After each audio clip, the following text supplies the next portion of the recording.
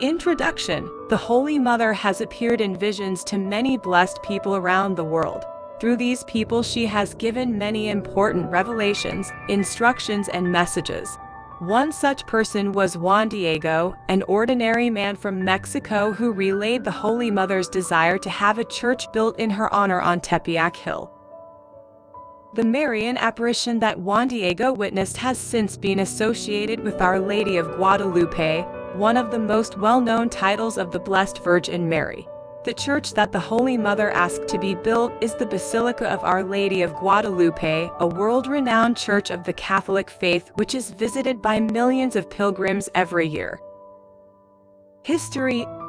According to tradition, Mary appeared to Juan Diego, who was an Aztec convert to Christianity, on December 9 and again on December 12, 1531. Appearance of Blessed Virgin Mary.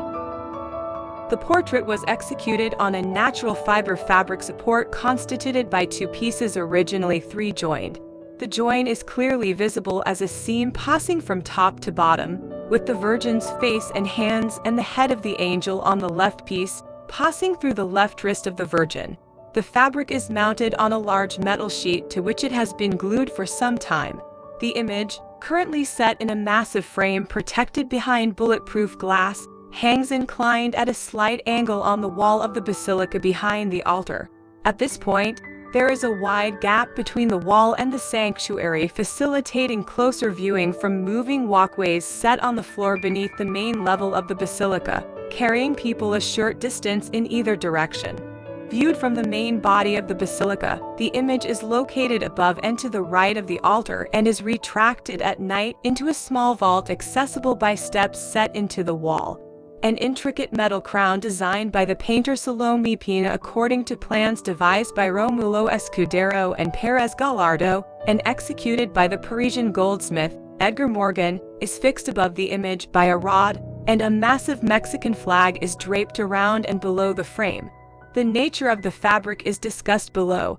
Its measurements were taken by José Ignacio Bartolake on December 29, 1786, in the presence of José Bernardo de Nava, a public notary. Height 170 centimeters 67 in, width 105 centimeters 41 in. 67 the original height before it was first shielded behind glass in the late 18th century, at which time the unpainted portion beyond the Virgin's head must have been cut down, was 229 centimeters 90 in. The words spoken by Our Lady to Saint Juan Diego include: when she appeared on first Saturday.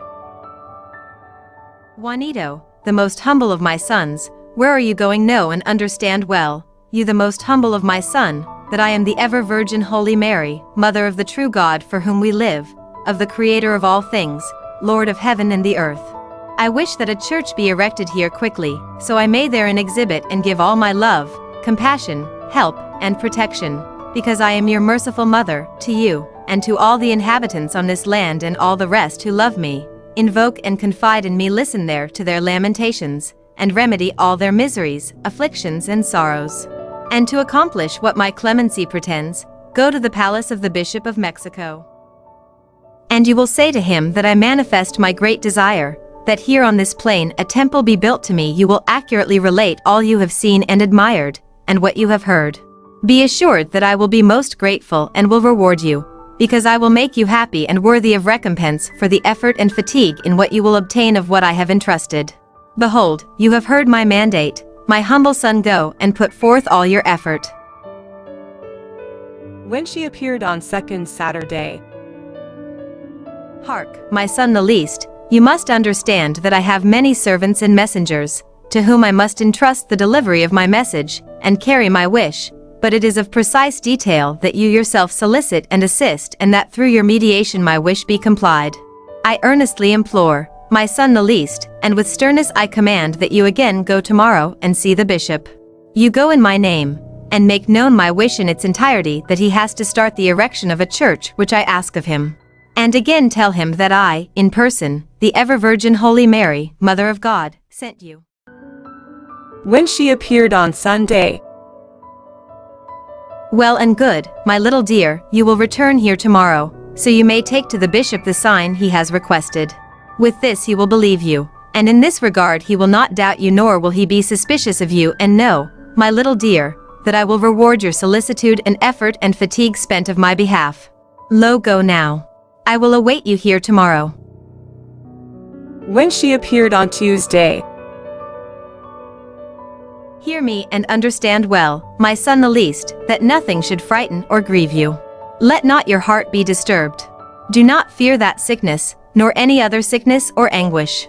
Am I not here? Who is your mother? Are you not under my protection? Am I not your health? Are you not happily within my fold? What else do you wish? Do not grieve nor be disturbed by anything. Do not be afflicted by the illness of your uncle, who will not die now of it. Be assured that he is now cured. approval. The traditional view of Our Lady of Guadalupe's apparition has been questioned by scholars and ecclesiastics, including the former abbot of the Basilica of Guadalupe. Critics argue that there is no documentary evidence for the apparition until 1648, and that the bishop approached by Juan Diego was not consecrated until 1534. However, supporters of the Virgin of Guadalupe, including Pope John Paul II, accept the authenticity of early documents and point to oral accounts of the apparition. A shrine to the Virgin has existed on the site since at least 1556, when the Archbishop of New Spain promoted devotion to the image of Mary at a chapel in Tepeyac. The story of Mary's appearance to Juan Diego was codified in the work of Miquel Sanchez in 1648, and an account in the indigenous language Nahuatl was published in 1649. The devotion continued to grow, especially after Our Lady of Guadalupe was credited with ending a deadly epidemic of hemorrhagic fever that ravaged Mexico City in 1736–37. In 1737, she was proclaimed patroness of Mexico City, and in 1746, her patronage was accepted by all territories of New Spain. Our Lady of Guadalupe's role in Mexican history is not limited to religious matters. She has played an important role in Mexican nationalism and identity. In 1810, Miguel Hidalgo y Costilla promoted her as the patroness of the revolt against the Spanish, with the image appearing on the rebels' banners. During a religious revival in Mexico in the late 19th century, preachers declared that the foundation of Mexico could be dated to the time of the apparition, as she freed the people from idolatry and reconciled the Spanish and indigenous peoples in a common devotion. The significance of Our Lady of Guadalupe as a religious and national symbol is attested by the hundreds of thousands of pilgrims who visit her shrine every year.